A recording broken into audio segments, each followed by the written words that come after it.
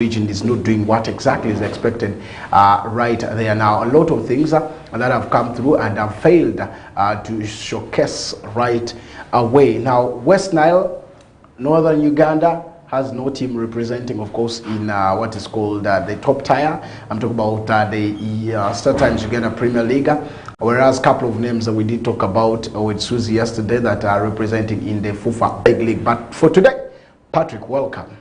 Thank you so much, Owen.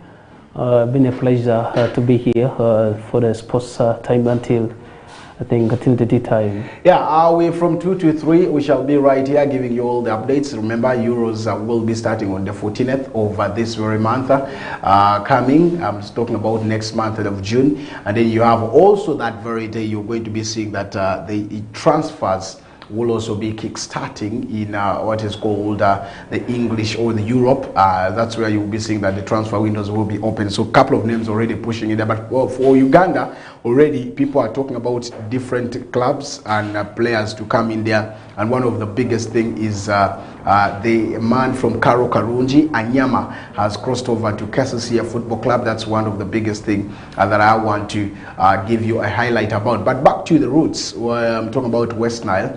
A lot of issues are happening, and this is where I want us to start our discussion from. West Nile Zonal Mini League is ongoing for the Nyagaki zone in Okolo, Madi Okolo, and only 2 pitches, I'm told, are being used. White, I think it's called the White Stadium playground and Okolo Primary School playgrounds. Those are the 2 grounds that are being used. And every day a team has at least a game to play. Now, according to all the teams you're seeing in there that you would see, very many teams want to really push it and show to the world that they can. Tibo, let's start with what exactly happened right there, because if you look at how the teams did yesterday, you see that there are a lot of things that are affecting. One of them is Vara Boys. In fact, Arua teams are not doing well, including Arua City, Arua District, but very many teams are also trying. Teams from Madi Okolo, teams from the Alu sub-region are the teams that are dominating the mini zonal leagues. Let's start from there. What could be the problem with the teams from Arua District and Arua City? Because a lot of things, and one of them has been the license issues that has limited them. In regards to the Nyagaki zone, if you look at the level of organization of the teams that we had Airfield, there seems to be the team that is in Arua City seems to be organized sites. How are they organized? There was time I had a one-on-one talk with them in regards to the level of organization. They had 25 players who had the lances, I think the valid one, much as they had the students in their team. They had shared the experience, how their players were students. They had said they have talked to the parents of these various students, and also the school administration where these students are studying from, requesting them permission to give them 1 week for these players to participate. I think it was granted for them. That's why all of us seen that they have gone there with numbers to play their game. But if you look at the Mvara Boys, equally they were also affected by some of the players, being a student, and I think they didn't. I think request for some of these permissions from these parents and also the schools where these students are studying from. And that's why they went there 15 in numbers. If you look at Muni, to reliable sources, that Muni had around 9 players, who were not students, and then the rest were students, and these things affected this Nyagaki zonal to that extent, particularly also maybe say clubs that are from Arua City. But in Arua District, I'd shared with some CEOs of the clubs. They are talking about transport. For these clubs to move to play where Okolo is, one is transporting is encountered for transporting these players. Not only that, there is also feeding of these players, and these things contribute to these clubs. Most of these clubs, they are what we call as community-based club, and most their finances comes when the fans they now, come and watch this. when you talk about So, community, don't you think this would be an easy one? Because the communities should be putting their insights, contributions, and the rest into these clubs, and which they have not done. To the community where these clubs comes from, it's also alarming in terms of raising fund. For my statistics that I've carried, if you go to Arevo, most of these people depends on agricultural work. I think most of the time their support is when they come and watch these games. Then if you zero down to Arua City, I think the team that are still trying to push for the fund, I think they raised a little bit fund was the airfield. You know, there are a series of people who came and supported them, including institutions also that came on board to support them, that financed them to that site. But if you watch their first game, I was there yesterday. I traveled, much as after I finished my show, I traveled that side to see what is happening at Okolo. The only team that a little bit was playing good game from Arua is Airfield. Much as they had a draw in their first game, and they are looking forward to maybe perhaps pick a win. And this is a team that has gone there unbeaten from the 4th division that was organized here. But also I've seen a challenge, Owen, with the Nyaga Kizundu organization. How did I see the challenge?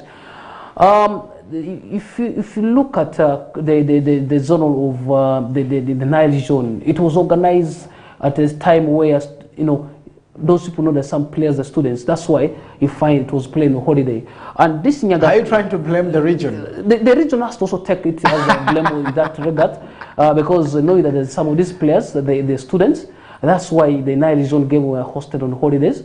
And then if you look at the Nyaga, but schools have just started on Monday, yesterday. The parents are very, you know, they're very stick to what, you know, there's still ideology in our parents of, you know, sticking to education more than football activities is also there. So that's why I can tell you, even some players that were told by their parents, you are going to school. So that is the challenge.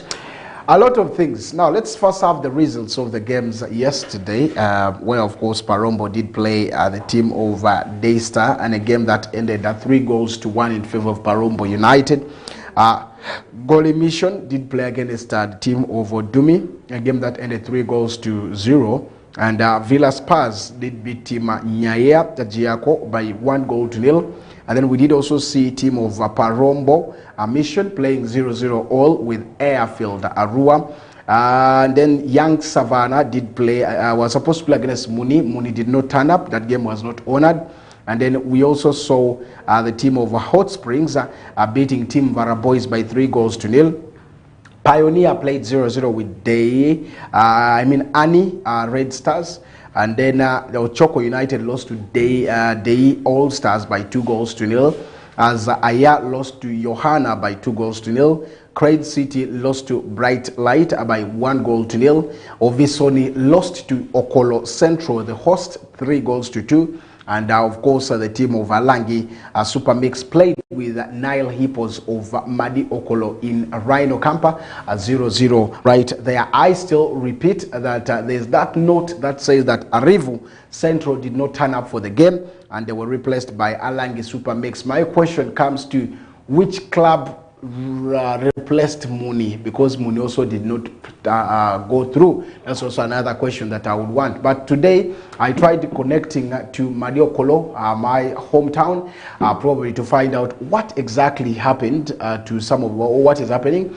There is that scenario of clubs, you know, in their different DFAs, they used forged documents, which really worked out. But now that it's the region handling everything of licensing and the rest, they have found out that some of these players were, of course, not able, though there is no petition that has yet come, but clubs have feared using them because these players cannot feature due to license issues. Case at hand, Mvara yesterday is not licensed, but of course they have issues that their players did not travel. They traveled yesterday late. By the time 1 p.m., that's when they were traveling to hone a game that was to be played at 4 p.m.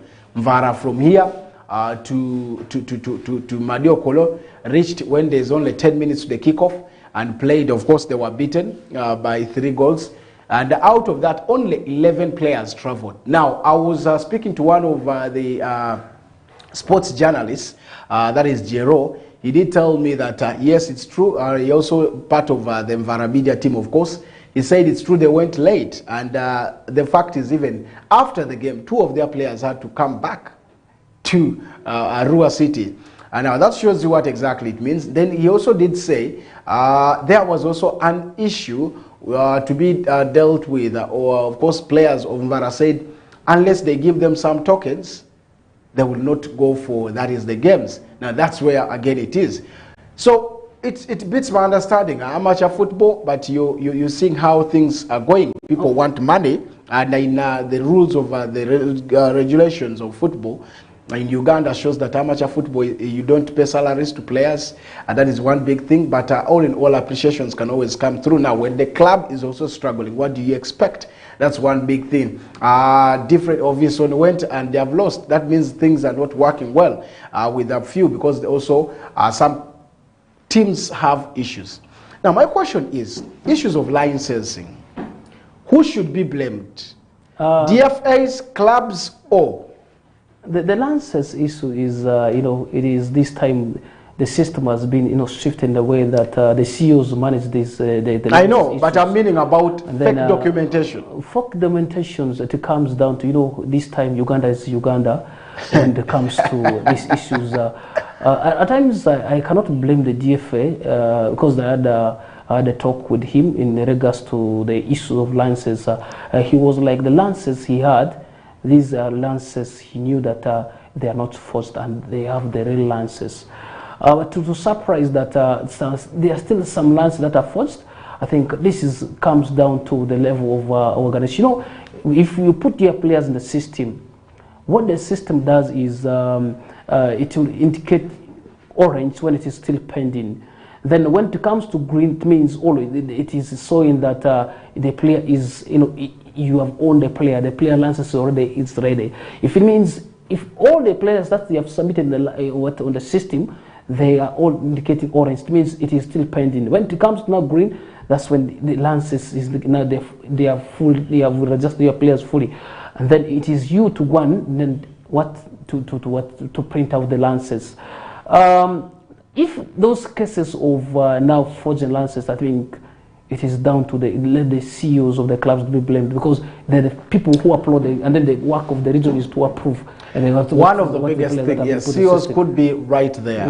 What about the DFAs in which these teams have been playing? How do you allow an eligible player to play when you know maybe the documentation? Because the system is from here up to the FIFA, I should say. The transfer, I know about it, the TMS. It is one big one that is working.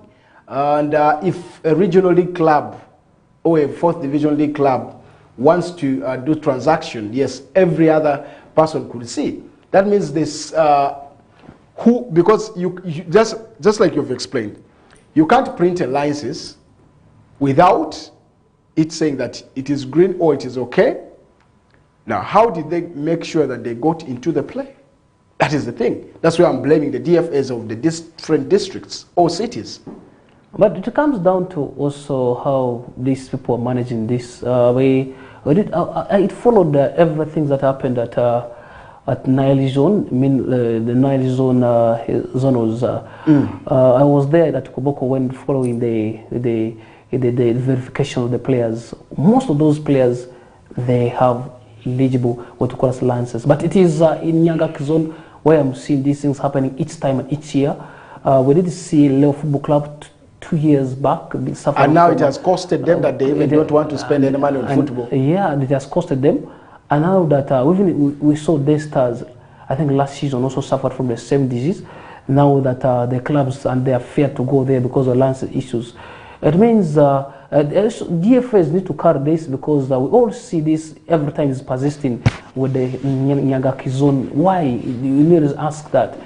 I think if they can able to hear this and maybe see and perhaps listen to, always watch this very show, they must take into account that it is trying to not to irritate the region in terms of affecting the clubs. I think the only club that I'm very sure even I went through there last matches. I'm not any part of there. As a journalist, was I think airfield. Their players are all in the camp. And then just to talk about what you have this say about this time, money coming on board in the Amateur League of Uganda. Regional League is the third tie in Uganda football. But now, why is money coming out? I had a one-on-one talk with Faisal Ibrahim and there was time. I asked him, how are you people managing your prime days when you are playing the regional league side? He said that time what the clubs they could do for them is they buy for them a boot. After buying the boot, at times even the transport they don't have them, but the club of time can finance them. At times when the club doesn't have, they will use their own transport to go and play these very games. But this time things have really changed. We didn't see series of players from regional league crossing. We see the guy called us, I think Ibrahim, from this Kluver and goes to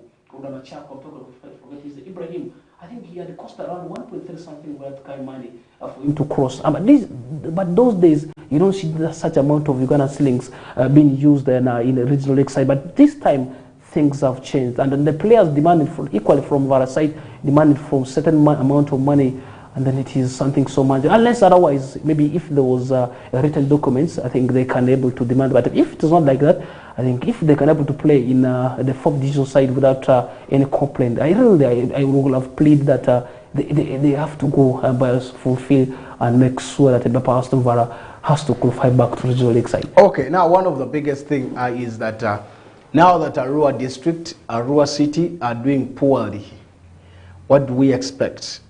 Because I'm seeing them come back in their early days, not even